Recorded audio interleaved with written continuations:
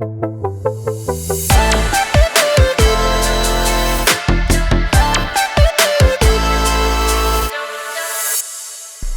I'm Francois-Xavier Dubost, Reservoir Technical Director. Bertrand Theuveny, Technical Director, Production and Well Testing. So dynamic reservoir evaluation consists in really the movement of fluids to or from the reservoir for the purpose of evaluation, dynamic evaluation. Now we have static evaluations with logs. Dynamic reservoir evaluation is really about understanding what's going on with flow in the porous media. And it can be with one formation testers. We'll talk about it quite a bit. What we look at is really, first of all, to understand the reserves for the operators. So when we will intervene in exploration and appraisal projects. We also do a lot in production environments, development environments, but the key is really in exploration appraisal, where we start the evaluations and we try to de-risk the reserves. Second aspect is really to try to understand the producibility. So when we perform our dynamic reservoir evaluation, we flow, and with that we can provide to our customers an understanding of producibility. And lastly, and I think we will cover more on this, is the question of de-risking facility designs, de-risking all of the things around processability. So indeed, to complement, the first aspect is what I call the reservoir characterization, is understanding not only how big is the reservoir, but how good is the reservoir, and therefore identifying the type of fluids that are actually in place in the reservoir, which will be eventually, hopefully, produced. So moving fluids is essential to the understanding of these factors. So with DRE, we determine properties of the formation for reservoir characterization to start with. Second, we're going to determine a number of parameters that control productivity, producibility, which is really the measure of the connection between the reservoir and the wellbore, and the efficiency of the wellbore to lift the fluid to surface. Then we are going to finally determine a number of parameters related to processability of the fluids that are going to be produced during the field life of the new discovery.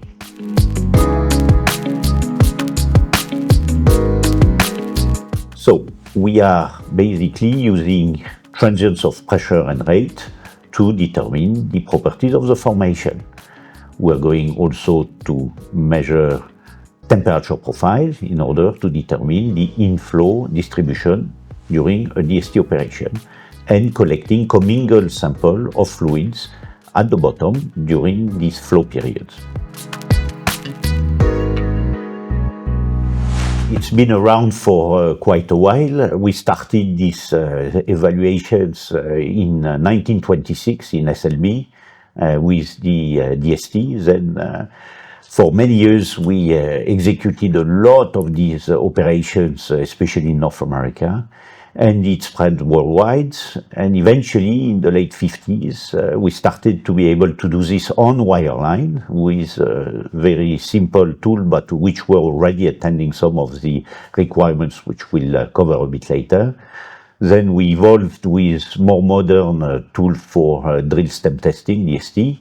And eventually, in the late 70s, we introduced the repeat formation tester, the famous RFT, which really changed the evolution and the vision of what was dynamic reservoir evaluation.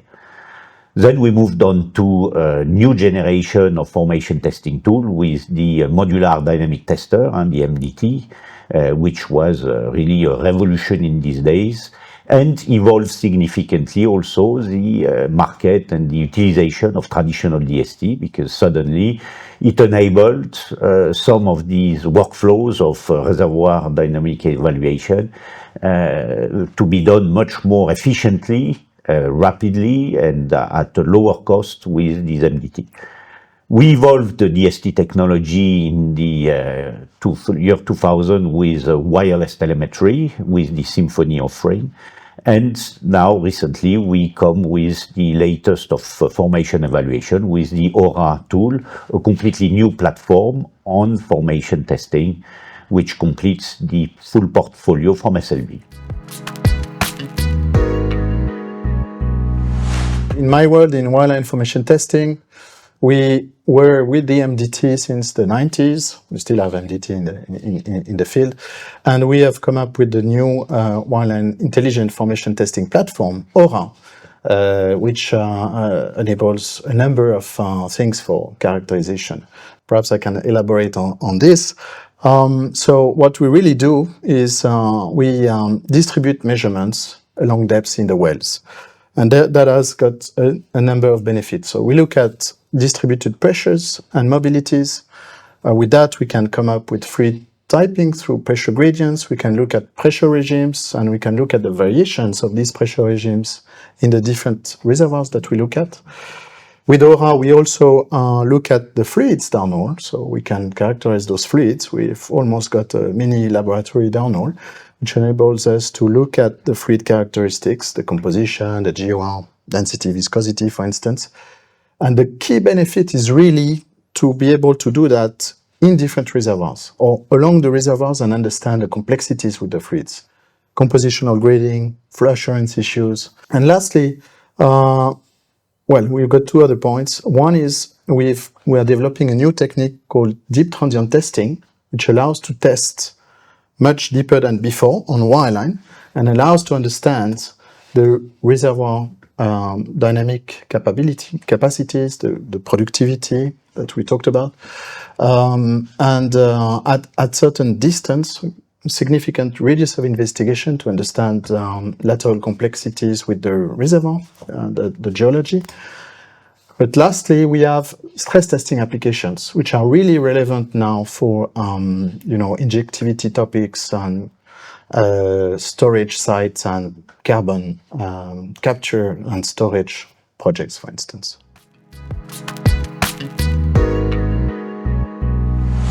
To complement the measurements that Francois-Xavier just described, in the ST, what do? We actually flow a large interval commingled flow into the string and to surface, which are going to basically give us, through the Symphony offering today, the ability to see in real time at surface the reservoir and the well performance.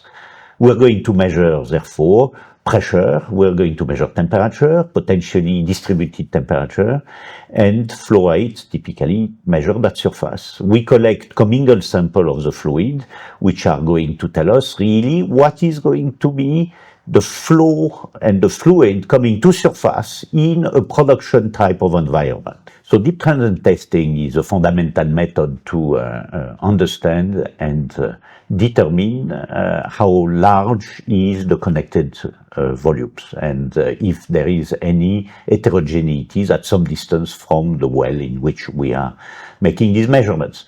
So the fundamental reasons to do DST was to try to investigate these connected regions as far as possible. The distance at which we can see is fundamentally a function of time, the duration of these measurements, and also a function of the signal-to-noise ratio, which is defined by the flow rate at which we are flowing and moving these fluids. So in DST, we are managing to actually optimize definitely the signal-to-noise ratio with large flow rates and potentially very long duration of measurements. There's no doubt that a DST will always provide a deeper depth of investigation. But the DTT is going to bring a number of advantages. It's a fairly light footprint, rapid mobilization system.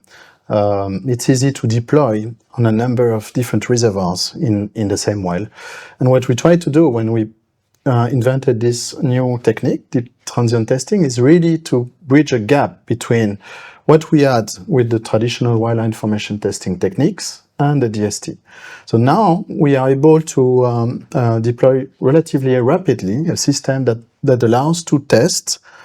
From time to time, we can find some boundaries, perhaps. I would not say that we can investigate all the connected volumes, of course, but we can get a good far-field permeability thickness characterization, which is fundamental for reservoir engineers. And again, distribute that over different intervals.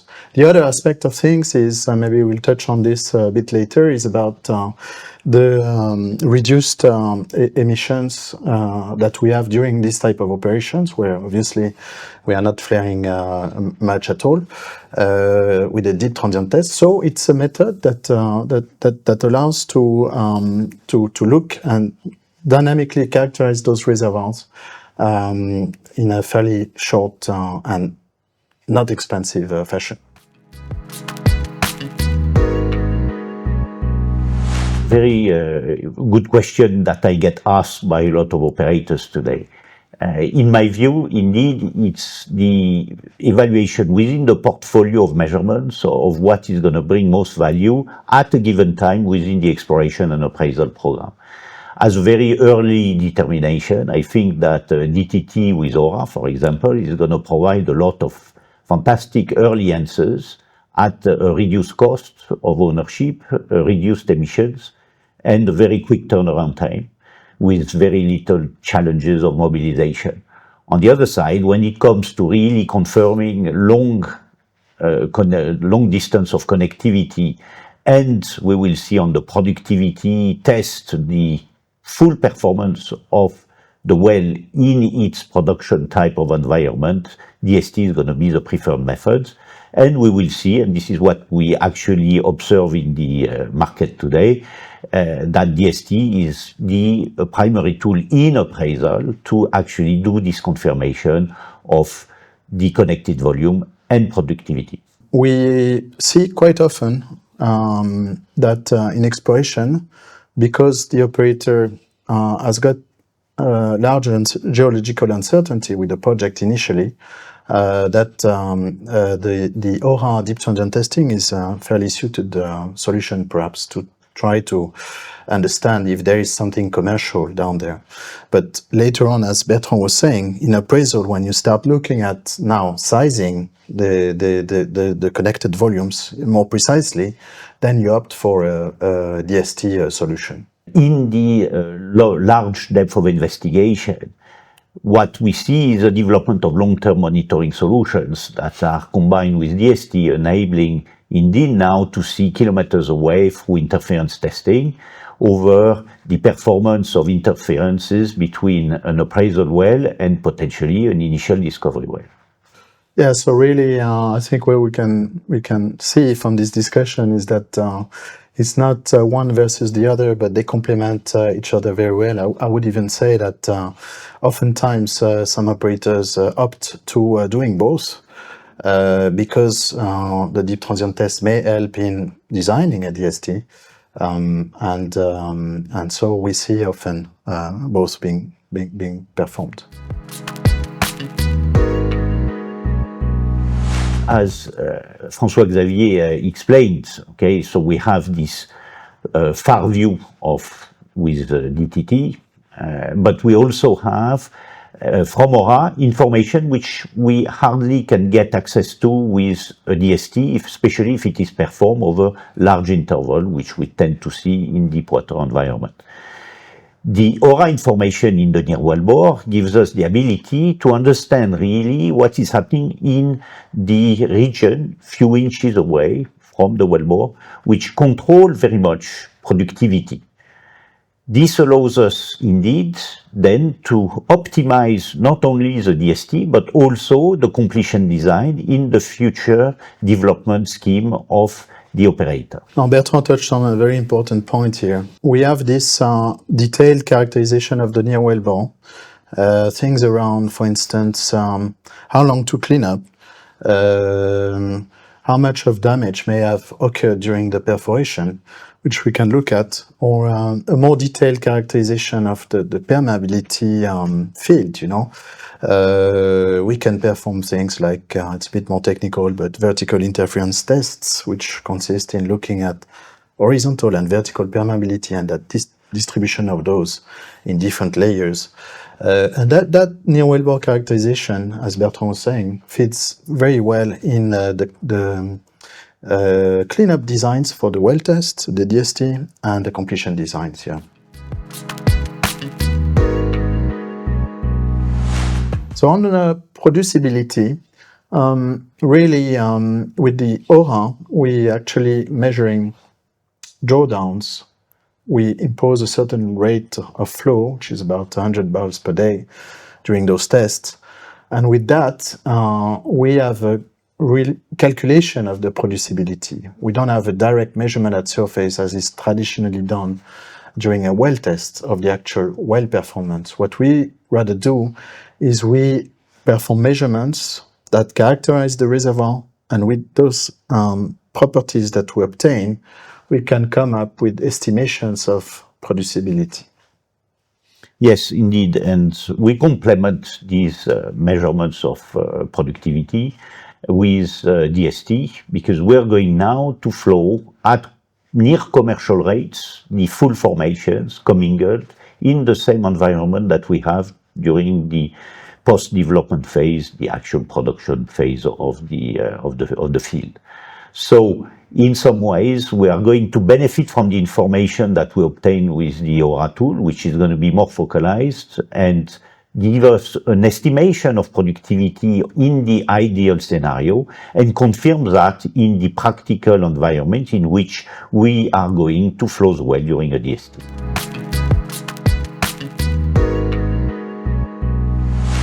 Yeah, performing a DST gives us also the ability to see the performance of the whole system in terms of flow assurance, separability, processability at surface, because we are going actually to flow the commingled fluids as they come inside the wellbore. We are going to see potential asphaltene deposition inside the tubing, foaming, emulsions, issues at surface, and that is going to give us fundamental information for the operator to design the future process system, the facilities that are going to be needed during the production phase. So really, we invented these technologies on wireline for sampling, for collecting a sample and characterizing this sample. We do PVT characterization in the lab. Once the samples are taken, we do a good characterization for the PVT properties. But more and more, we also do advanced measurements of asphaltene issues, wax issues, any type of fluid issues that Bertrand was describing. I would think that the advantage of wireline information testing is, again, the possibility to explore at different depths in the reservoir this problem, to control the drawdown also. So we capture those fluids, native fluids from the reservoir in a very controlled manner, at a certain pressure, which is before getting into asphaltene issues or things that might happen and deposit in the reservoir. So these reservoir fluids are really in an integral form for the studies that will be performed in the laboratory after. And by the way, today we try to do a lot of downhole measurements of these different more advanced measurements, such as asphaltene onset pressure. And we do also on the water front, which is not so common perhaps for the testing environment. We do water characterization, water chemistry. Now it's becoming really prevalent for CCS projects to look at chlorides content and stuff like that. So we try to look at this aspect as well. In DST, we produce the commingled fluid. If we see that potentially there is an issue of asphaltene, one of the questions we cannot answer is this something that comes from the whole interval that are being flown, or it's coming from one single zone, potentially with a bit of a different fluid? This is something we cannot address with DST. Francois-Xavier, what do we do? We can look at that. Because we can look at where given the fact that we have this possibility to look at different points in depth, we can look at where is the problem coming from. That's the key difference. We also actually look at things around, because we measure color of the crudes, and color correlates to asphaltene content, asphaltene in solution. We look at the distribution of this asphaltene content in solution with depth and laterally. We refer this to reservoir fluid geodynamics. So there's a full science behind understanding the distribution of asphaltene in solution in reservoir oils. And the knowledge of this allows us in completion design to actually optimize the way we're going to distribute the flow profiles and control them intelligently in order to minimize potentially these processability issues and flow assurance issues that might come from the variability of the fluids along the wellbore. Rather than advantages or disadvantages, I would like to comment about the key differences. Some of the key differences. We intervene on wireline typically in open hole. Newly drilled wells, open hole. From time to time, we intervene in cased hole, but these are new wells, typically not completed. So whatever we measure is, especially on the producibility aspect, is prior to a stimulation process or prior to installing the completion. Whereas when we test wells, we will have the ability to test with the full system in place. There is an advantage of testing prior to that because we understand the reservoir producibility itself alone without doing anything later on. But there's a disadvantages of not having the ability to actually measure the well performance with the full system in place, right, Bertrand? Yes, correct. So we ask more and more to perform a DST with some level of stimulation, whether it is simple acid wash, so a bit of fracture, hydraulic fracturing done also to actually verify and see the performance of these methods of stimulation to optimize the future development programs. Yes, so today we use wireline formation testers not only for the oil and gas industry. More and more we see projects happening for the for new energy projects.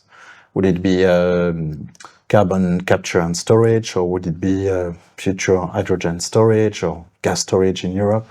We have certain measurements that are really applicable to these projects, where we look at things around, I already talked a little bit about it, but water chemistry, things around the geomechanical measurements. We make some distributed measurements of in situ minimum horizontal stresses to calibrate the geomechanical models, in particular to look at overburden, for instance. So that when there is an injection of a certain fluid in an underground reservoir, this injection is happening up to a maximum limit of stress, which is determined by these stress tests in the caprock. And I would add that when we perform these larger deep transient tests, our operation is relatively rapid. There is little amount of hydrocarbons that are produced at surface, so it's a virtually zero flaring technique of testing wells, so it's a fairly sustainable manner of testing. What we see in the evolution of the market is questions and operations performed in carbon sequestration, CO2 sequestration type of wells, where we will either do DST in simple injectors or DST with injection of CO2 from surface to verify the performance of injectivity and understand the process of putting the CO2 in a shallow aquifer or potentially depleted reservoir.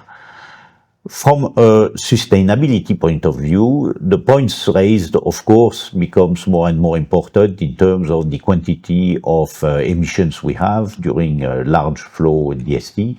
And we're working on new solutions to minimize these and still provide significant flow rates. So we can bring the best of both worlds, large flow rates, good signal-to-noise ratio to see very deep in reservoir, but with minimized emissions. We've performed a number of jobs where we injected CO2 in depleted reservoir. This provides interesting information, not only from a reservoir perspective, but also to understand the actual pressure drops inside the tubing during injection of these novel fluids like CO2. As a matter of fact, Bertrand and I are working right now on some evolution of the deep transient testing system on Aura to convert it into a formation deep injection testing system. So in the short term, in the near future, we'll have the ability to pump CO2 from surface down to formations using this system. Bertrand just mentioned that some tests are performed, some DST testing is being performed by injecting CO2 today. I believe that in the future we'll have the ability to have this formation deep injection testing going on, and we can also utilize this system for other things such as enhanced oil recovery projects, micropilots, where we can inject a certain thing in the formation and look at its efficiency and in terms of enhanced oil recovery. For DRE, really, I think that the future is with digital. We are concentrating a lot of our engineering efforts today in building enabling technologies around different things to process our data in an intelligent manner and obtain further answers from what we measure, but also to automate our operations and to have a lot of more automation going on in the operations to be more efficient, and that leads to this aspect of that correlates with this aspect of sustainability. Just to provide an example of digital developments we are doing today, with the other disciplines, the geology, the petrophysics, the acoustics, we are building 3D geocontexts practically in real time, which I can benefit from as a reservoir engineer to actually combine with the dynamic reservoir data and analyze this data for these near-field exploration projects. Well, practically speaking, we are coming up with the ability of having a numerical model in the space of a few hours after testing, which can be used to match the data. So all the data is integrated. This is in our collaborative Delphi platform, cloud platform, so that we can be collaborating with our customers to look at this type of analysis, and why this analysis is really to enable quick decisions. So our customers have this technology on hand, which enables them to take the right decisions for their completions, their sidetracks, and in particular their near-field exploration projects, which is a topic in exploration which is becoming more and more interesting in the industry. So first is the dream is coming true with the ability to have a very early 3D reservoir description of the near wellbore and the reservoir, which Francois-Xavier just described, and can be fully integrated into DST test design and the optimization of the value of information you obtain during DST. Having this ability allows us, therefore, to design better flow periods and optimize the deployment of long-term monitoring systems in DST, which we are going to bring soon to the market, which really complements the full illumination of the reservoir at the appraisal stage. So what I see really is that the two techniques, which are formation testing and DST, are complementing each other. There is not a solution that fits all. It's really the combination and the deployment, whether it is in the same well or it is in an exploration well and then the DST in an appraisal, they always complement. The integration of data is fundamental between the two options, and the digital solution we bring are hopefully going to bring this into a common understanding of a deeper clarification of what is the performance of the reservoir.